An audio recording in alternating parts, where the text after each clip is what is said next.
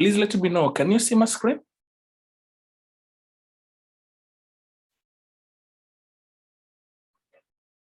Hello, can you see my screen?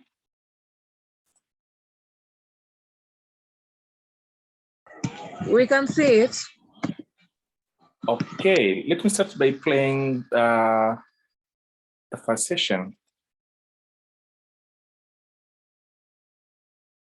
Hello, good afternoon, good evening, wherever you are in the world. Probably good morning for some people. I'm happy you could join us today. I would like to thank Harun for inviting me to speak about Kenyan women's participation in politics. And I would like to apologize for not being able to make it in person due to unforeseen circumstances. I am hoping that this video will make a decent substitute for my being here in person. In case you have any further questions, please do not hesitate to share them with Harun, who will forward them to me, and I will be happy to reply. I would like to start by first exclaiming the topic. I think Harun says Kenyan women in politics, governance, democracy, and public spaces. And I think for me that was quite broad. And I decided to focus specifically on women in politics and kind of stay away from the topic of governance, democracy, and public spaces for this conversation. I'll start by first generally addressing the question of why do we need women in politics? Several studies have shown that women have a positive impact on politics. The National Democratic Institute found that women tend to, first, work across party lines. Second, be highly responsive to constituent concerns. Third, help to secure lasting peace. Fourth, encourage citizen confidence in democracy through their own participation. And fifth, prioritize health, education, and other key development indicators. To quote Kofi Annan, study after study has taught us that there is no tool for development more effective than the empowerment of women. The belief that women's engagement has a positive impact on politics has led to the creation of a number of international conventions and legal frameworks designed to guarantee women's political rights. Sadly, the world remains far behind from achieving gender parity in politics. Let's now go to Kenya, and specifically elections 2022. And I divided my points specifically in three parts: what's good, what could be better, and what needs to be different. So let's start with the good news. The good news is the numbers are mixed. The first time a woman was elected to Kenya's parliament was in 1969. Her name was Grace Onyango. She was the MP for Kisumu Town constituency. She was also the first woman to serve as a deputy speaker between 1978 and 1984. And she once served as the Speaker of Parliament while holding the seat of deputy.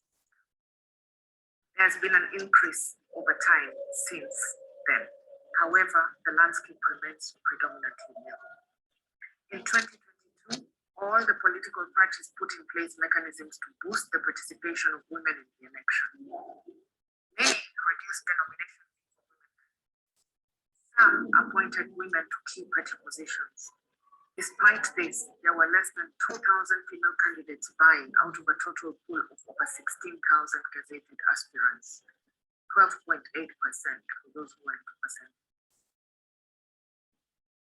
25 years ago, Kenya had her first female candidate for the office of presidency. Charity Ngilu and Wangari Maathai ran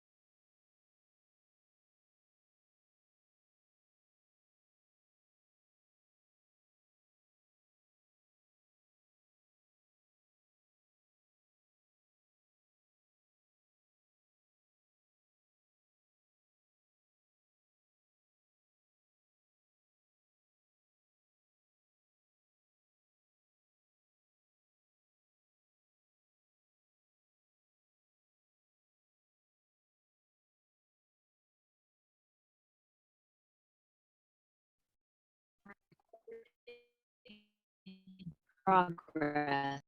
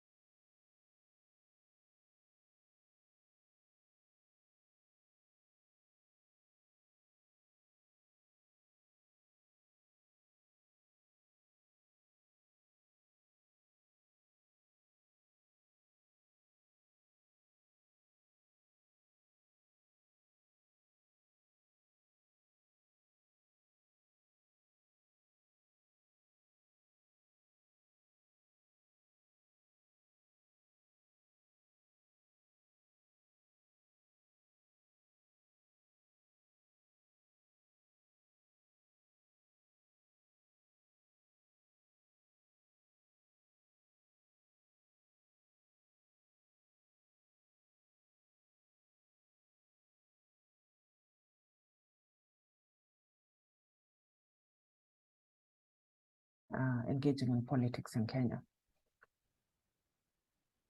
Are there policies that can be created to ensure the inclusion of women in politics? Here, I would echo the recommendations Kipra has very recently made. One of them.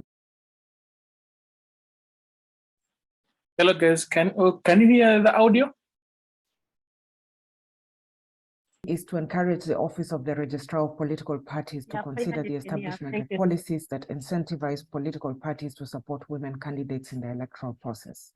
The Office of the Registrar of Political Parties is responsible for determining funding, public funding to political parties. And here, I think there is room to very positively impact the number of women engaging in politics by influencing the funding process to ensure that it has a gender lens.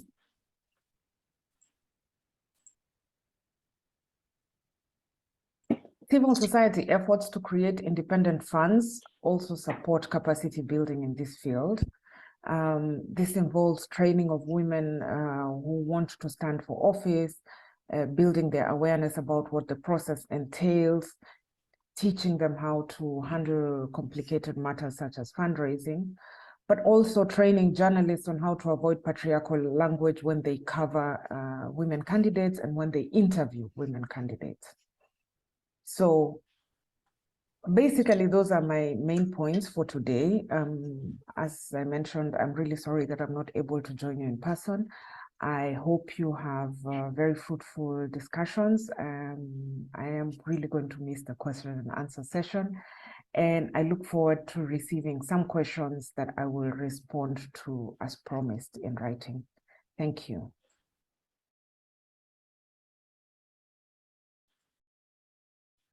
Hello, everyone. Thank you so much. Hope you have enjoyed the recorded version. Please let me know if you had some challenges.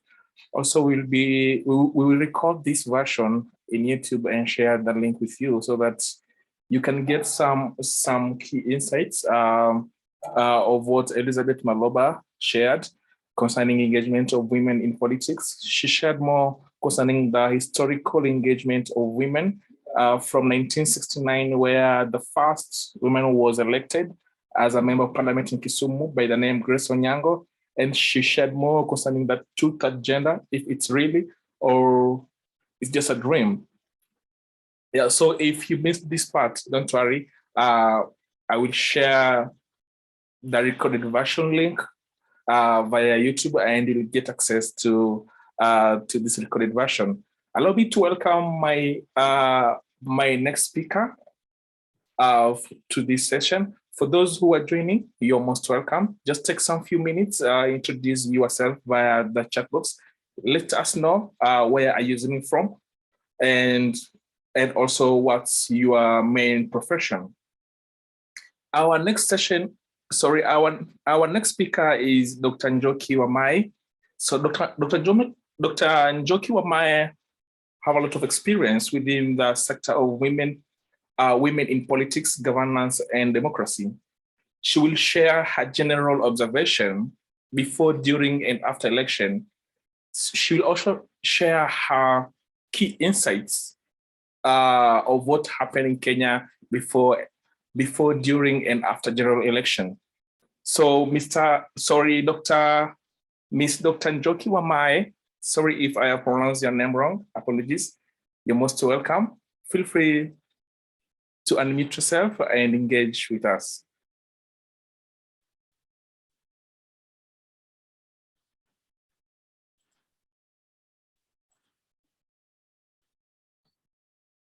Perhaps what do you call it? The moderator, you did not introduce yourself. Maybe we can start from there. Because we've been mostly on email, so I barely know maybe who you are, how you came to this, and what kind of people we have on the call listening, so that I know who I'm talking to, which countries, and which network. I know you mentioned something, but it's a youth network, but perhaps you could first give me that background. Oh, if I've not yet introduced myself, allow me now to officially introduce myself.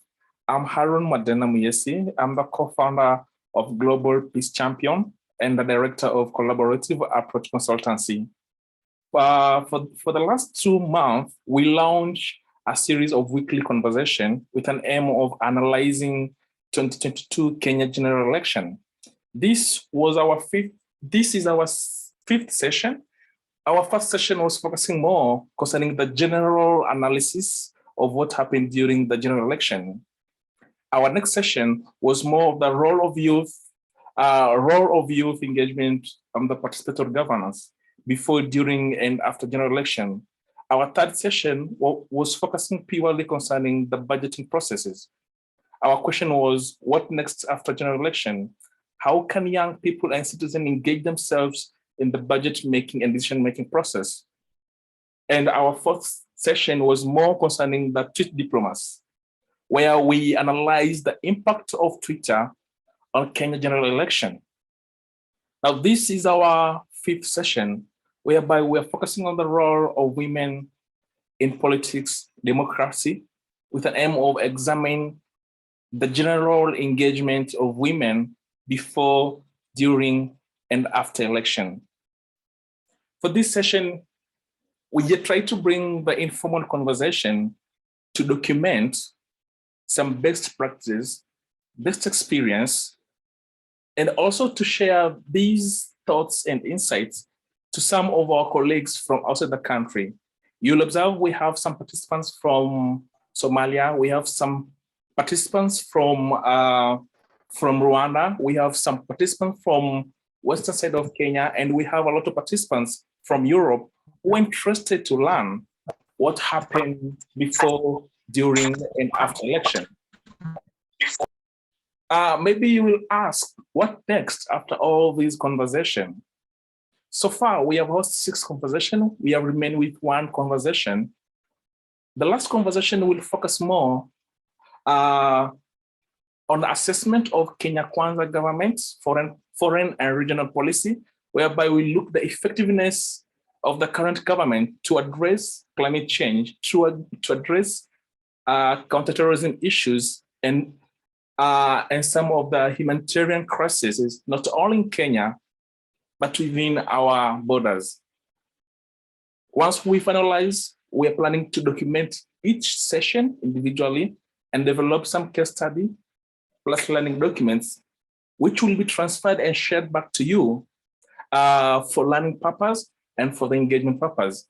We are hoping that some of you from different countries, you'll be learning a lot from this session, pick some key insights, some tools, some best practices, and adopt within your own context. So that's brief about me. That's brief about what I've been doing. And concerning the network, I'm a member of Young Africa Leadership Initiative regional network. And also I'm a member of Bosch Alum Network. And lastly, I'm part of the Global Diplomacy Lab. So thank you so much, and you're all welcome. Apologies, I cannot turn my video on due to some technical issues within my computer, but I'm really happy to engage with you all. You're most welcome, Dr. Njoki Mamai. All right, so who are on the call? Is it members from, okay, different organizations? I can see that. So this is really nice. I was once a youth activist, like 20 years ago. So it's good to see young people organizing themselves. And I hope you can move even beyond these webinars. As much as this is very important, you would need to engage, especially if it's politics, beyond the kind of work we do as scholars. It is also good as youth that you're politically active so that you can make the changes that you would like to make. So for those maybe who don't know what about the Kenyan elections, so recently we've had elections in Kenya. That was in August 20, when was that? August 7th, I think. And this was maybe, is it the 4th or the 3rd election after the new dispensation of 2010? So we had the first, actually the 3rd. The first election was 2013, and the next one was 2017. And now we had the 3rd one in 2022. So what I mean by new dispensation is a new constitution, which was passed in August 2010. And when the constitution of 2010 was passed, very many things that we celebrate for women's participation or women's political participation and emerged from that, because previously Kenyan women were not considered equal citizens as others, of course, as men were seen as more important. And you could see that even in terms of citizenship. Like, for instance, Kenyan women could not confer citizenship to their foreign partners or husbands, but Kenyan men could. Also, before 2010, we did not have quotas. So because in the constitution, it was not expressly mainstreamed during the old constitution, it was not expressly mainstreamed that men and women are equal and all Kenyans are equal. That was not part of the old constitution. That's the before. Why? I mean, because of, patriarchal cultures, all world, not all, of course, there are few non-patriarchal cultures. Like in Kenya, there's one community called the Digos, and they are more matrilineal. But where we've had patriarchal cultures, including, of course, the state, and the challenge we have with African states have inherited a state logic or nation state logic based on their colonial powers. So if it's Kenya, the state and representation and constitutions and all what we can say are state machineries or things that are important for a state to function have all been inherited from the British, the colonial masters. For many Francophone or countries that had a French colonialism, also for them, it is mainly the French Constitution. And so that is even, for me, the greater challenge that we need to deal with, even as we deal with, different issues like what the organizer has mentioned on the different webinars that you've been having. So till African states and African youths, like I can imagine the people attending this call, start addressing the issue of colonization, and start decolonizing first yourself, because unless you decolonize the mind, and I would recommend you all read a book called Decolonizing the Mind by Ngugi wa Thiong'o. Those of you who don't know Ngugi, he's a Kenyan, very celebrated writer, and he once wrote a book called Decolonizing the Mind. And if you just go on the internet and see about decolonizing, decoloniality, there's a lot you can read about. Right now, it's a big deal, because if we don't go back, and this goes back to that question of what was there before, because the notion we have is that women in African societies or Muslim societies in the Middle East, before the colonial encounters, they were backward, they were not represented, their thoughts or their needs were not met. And yes, there's a lot of truth in that, but also we have to see the role of the colonial states and the colonial encounters in shaping and further disenfranchising women and further disfranchising women. So because they brought their ways of doing things, remember, before that colonial encounter, African women were queens. African women were leaders. And I would ask you, each of you, go and do that research in your communities. In Kenya, I can see somebody here called Shaban Kazungu. I believe you're from the coast. And you know a very famous woman leader from the coast. Shaban, who is that? Mekatilili. Yeah? I can't hear you. Mekatilili wa Menza. Yes, Mekatilili wa Menza. So Mekatilili wa Menza fought to liberate her people, that is in the Mijikenda, for many, many, many years, was jailed by the British. The myth, or I don't know whether it's reality, she walked for almost 900 kilometers from running away from the jail, wherever she had been jailed, to come back and liberate her people. That is Mekatilili Wamenza. In central Kenya, lots of women fought alongside the Mau Mau, or what we call the Kenya Land and Freedom Army. So there was women's participation. Of course, also women were used as collateral also by these men, like soldier wives or forest wives, but also many women, and of course some of them are still alive to tell their story, who are actually fighting along with the men, like Muthoni wa Kirema, who is still alive in Nyeri.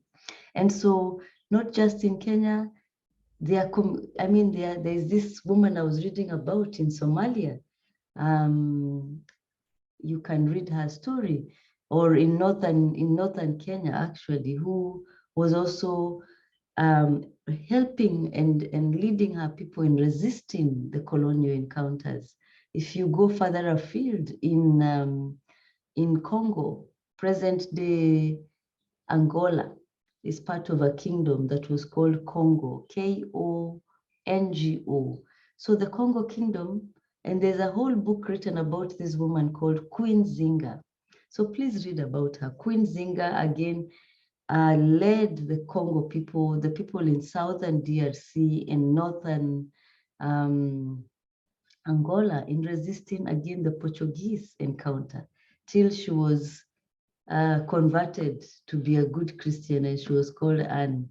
And that was the defeat of the 30-year resistance, and she resisted for 30 years. So Queen Zinga, if you go further afield, in Accra, or what we present day,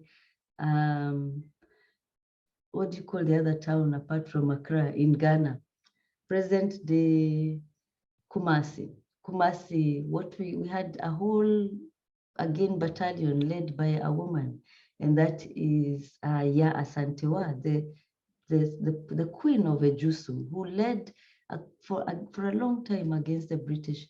Right now, you all know there's this movie, I don't know whether it's premiered in all your countries, The Woman King, which talks about the Dahomey women who were resisting against the different colonial powers that were trying to take over the Benin Republic, which is present-day Benin, the country. Of course, there's also Benin Republic in Nigeria, which was part of that, but it's present-day Benin. Read about the Dahomey women warriors. And there's a whole movie you can watch on Netflix or go to the movies. So before, women have always been that was during the pre-colonial era. During the colonial era, women were still resisting. They were still involved in participating, whether it is in resisting the colonial forces, or whether it's in leading, political leadership. So that existed. And sadly, that history, because most of the work on women's participation is based on Western feminism, and there's this notion of Western women, and also Christian women, and Christianity came to rescue African women, or women in the Middle East, or women in Asia from what looks like domination and disempowerment. But so if you start reading decolonial work, you will see that actually the women who are also highly disempowered, for instance, were British women, and British women in the what we call the Victorian era. And those are these good Christian women. And these are the people who came and set up things like Maendeleo Wanawake in Kenya, and all these organizations that were meant to make women nice women, so that you could be a good wife, and you could it meant that, and also you could be restrained in the house and in the kitchen as a woman, because by then British women were always in the kitchen and playing the good wife. But as you can see, in the 50s, in the 30s, or in the early, before even the colonial counter, African women were not in the kitchen. Anyway, we did not have this British kind of colonial kitchen, you know.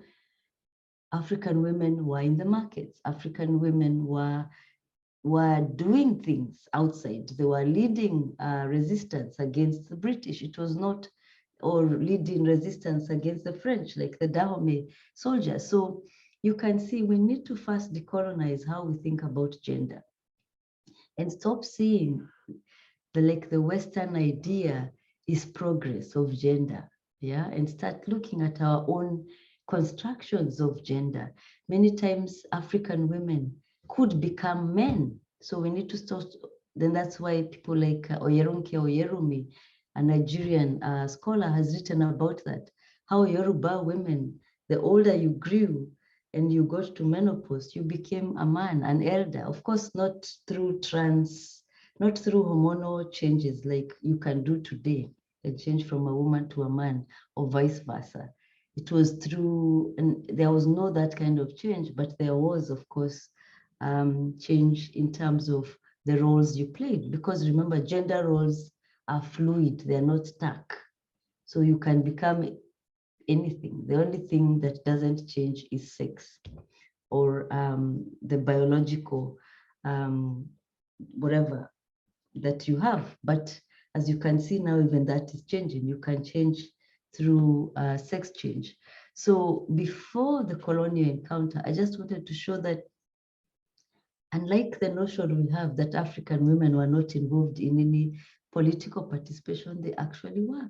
You just need to see, and I'm happy to share an article I once wrote in the newspapers here on the role of women in resisting and in the colonial encounter. So that, and then I think after the post-colonial time, I think the previous presenter, we saw a bit of that. We saw what she was, as much as her presentation, we could not hear much of what she was saying, but the bits I got, she was talking about the first women, for instance, to get elected in Kenya.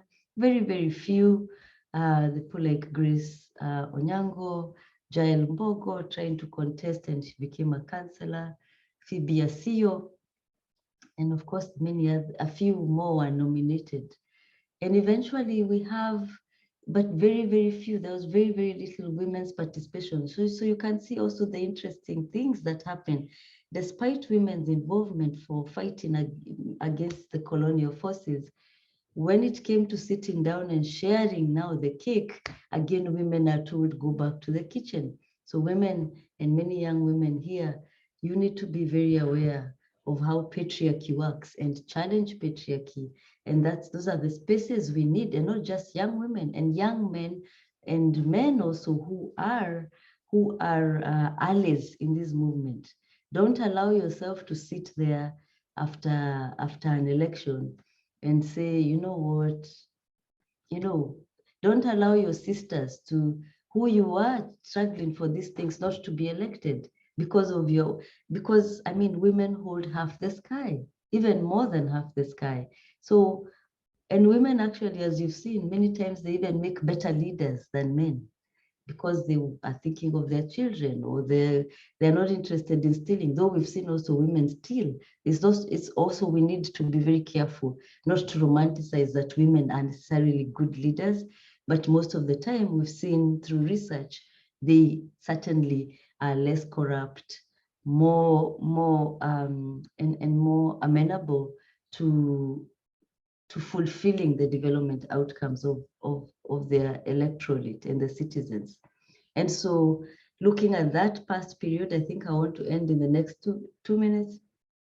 We've looked at the past, and then that's the pre-colonial participation of women, and the colonial, and during the colonial times. During the post-colonial, I think the previous speaker spoke about that. I would say there was very, very little women's participation in Kenyan elections. But after 2010, as I was saying, was a very important moment because this was the first time that women, for instance, that the constitution changed and that it guaranteed that women positions. And it also started dealing with the gender inequality, especially in political representation, by introducing quotas. And if you look at 2013, 2017, and then the 2022 election, which is what I think this webinar is also wants to focus on, we are seeing progress. We've seen progress from 2013. Increasingly, women have increased, not, of course, through the quotas. We have the 47 women who are always elected through the gender quota, which we call the women rep or the county representative, woman representative. And that quota has been very important because it has increased women to single seats. So for instance, if we look at governors, and also it has increased the visibility of women leaders. So women can see, it is, so there's this woman, she was the women rep last time. Actually, she did a good job. I'm going to elect her to be the governor. And we've seen that. So for instance, in 2017, we had 3 governors. So in 2013, we had no governor, woman governor.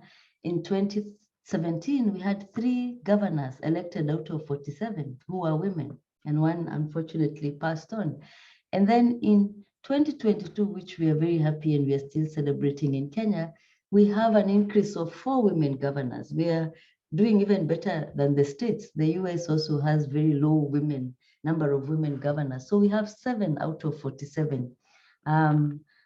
It's still, of course, there's still very few. I long for the day we will have 27 out of 47 women governors, but we are making progress.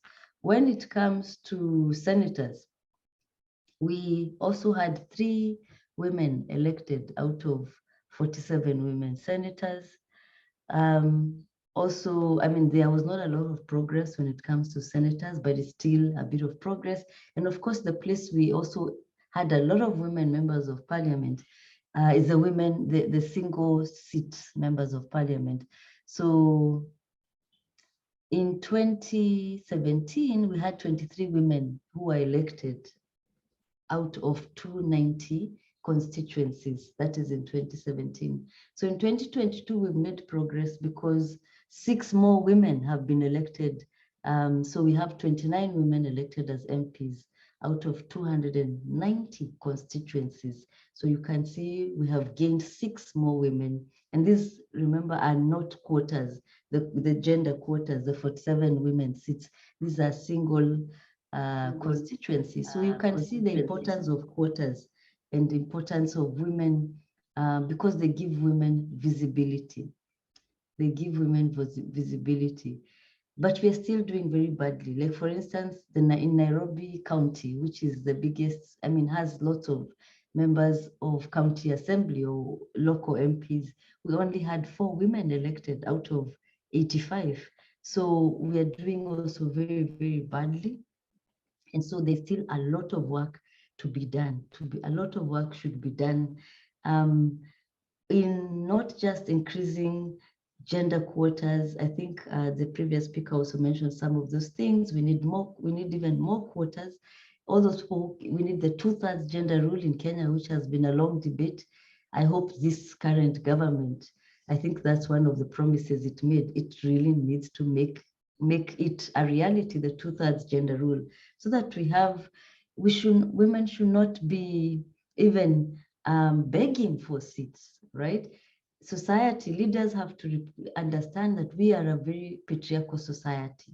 So of course, women will not just be elected automatically because people still have not seen many women as leaders, you know, and then the many gender roles that women are given. So by the time she even comes out to run for politics, she's already operating from what you would call negative compared to a fellow man who is at that role. And also many women don't have resources. Kenyan election is the most expensive election, I believe, in Africa. And so you saw the kind of crazy amounts of money people spent in the last election. So maybe somebody in the chat can convert this for others who are not Kenyan to know in terms of dollar. But in terms of an average constituency, and that's a single member constituency, averagely people spent about 10 million to 20 million. How many women can afford that? You know, governors were even spending 1 billion. Can you imagine? So, and then how did you get that kind of money? Most of the time also it's through corruption and tenders and all those kind of dodgy ways of getting ahead. So many women are not into those corruption networks or political networks. So a lot of work needs to be done. And also I don't believe that women have to use those dirty ways of getting into politics, because also many times women come in and offer clean elections. So we need a lot of work to do. And I think I'll stop at that. We've looked at the past, before the colonial encounter, women's representation. That's what I was making an argument for, because there's this idea that African women were just sad and oppressed, not just African women, women in the Middle East also, and Asia. But specifically, I talked about African women. Women during the post-colonial period, very little representation, and how the 2010 constitution in Kenya has really helped in increasing women's representation, but still we have a very long way to go. And we hope through the passing of the 2/3 gender rule, we can address this, and I'll stop at that. Wow. Thank you so much. Thank you so much, Dr. Njokomai. We highly appreciate for these great insights. We are highly appreciate for sharing with us the historical part of it and connecting it with the current situation. Thank you so much. We highly appreciate. So without wasting time, allow me to welcome our last speaker before we open this session to the general participants, so that you can also share your insights. You can also ask questions and engage with our speaker. I agree that women have a role to play in the society, and it's our time to challenge patriarchy. Also, men play a great role. I'll ask, what's the role of men in promoting gender equality? What's the role of men in implementing UNICEF 1325 of women, peace and security? So still, there's a high space or high need of men to engage and ensure that these spaces are open. There's a role of men to play to challenge this patriarchy, and that's where I'm coming in. By hosting this kind of conversation and ensure that in every of my engagement, I have mainstream gender. I've ensured this gender equality. Yeah, so that's brief about it. But allow me to welcome Karen Mwalo. Karen, are you with us? I am. How are you? Oh, thank you so much, Karen. You're most welcome. We'll give you video just briefly so they can see me, and then I'll back off. Sorry, we cannot hear you well. I'm saying I'm going to put on my video. I don't know. Have you? I don't know why my video is not coming on. Oh, it's okay. No problem, Karen. So, Karen, you have a maximum of 15 minutes and minimum of 10 minutes. Feel free to share your key insights. Feel free to share your experience. Feel free to share your best practices, and feel free to share your observation of what happened before, during, and after the general election. Feel free to share what was the role of women in election, democracy, governance, and public participation. What's your general thoughts of this topic? Karen, you're most welcome. Thank you, Aaron. Thank you for having me today. Hi, everyone. I hope you're well. Sure. I was just reading some comments. Grace, I saw your comment about running for position in the past election.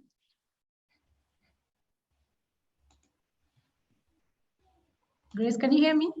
Yes, we can hear you. Proceed.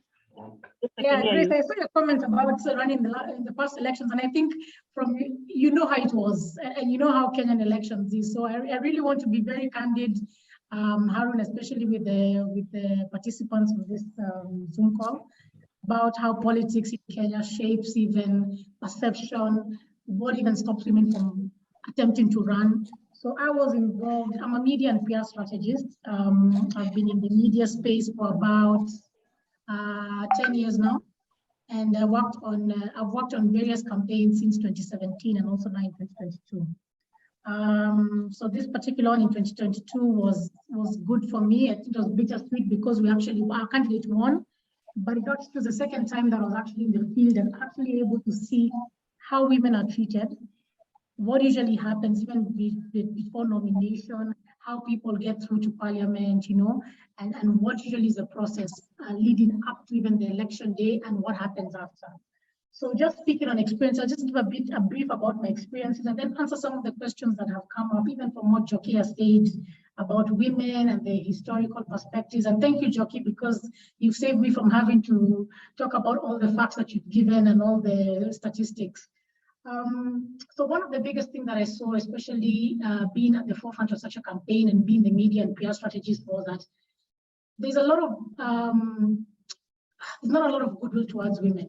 They really have to work extra hard. And sometimes when you say this as a cliche, people will be like, that always happens, but women have to work extra hard. You'll always find that they have to have extra security. They have to go the extra mile, and Jockey said something that was very eye-opening, that even by the time the women are going to the field to campaign, they've already spent so much money. Jockey has given us a figure that the elections cost about 10 to 20 million. It could be even more, 30 million, depending on the seat that you're vying for.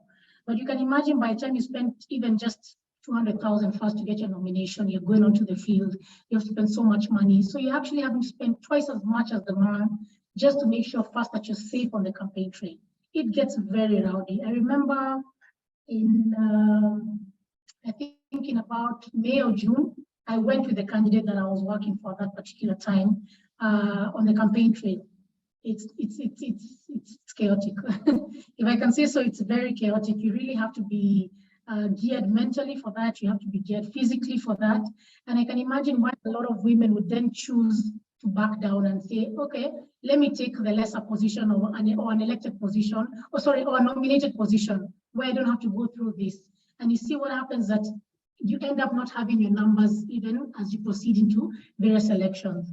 There are statistics here about how elected leaders and nominated leaders, we're still below the threshold that is required, right? The 2/3 majority really is not working for us, even with the trying to boost by having the nominated senators, nominated MPs, reserved slots for women, for people with disabilities and also women. We're not getting to the numbers.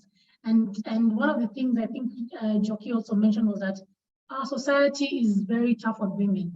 And you said a lot of people have to employ tactics either to get on the nomination list, and without naming a lot of parties. You happen that what usually happens now in Kenya is that even as you go to election, a political party is allowed to submit a list of nominated member of the county assemblies, nominated MPs, nominated senators, and that list is very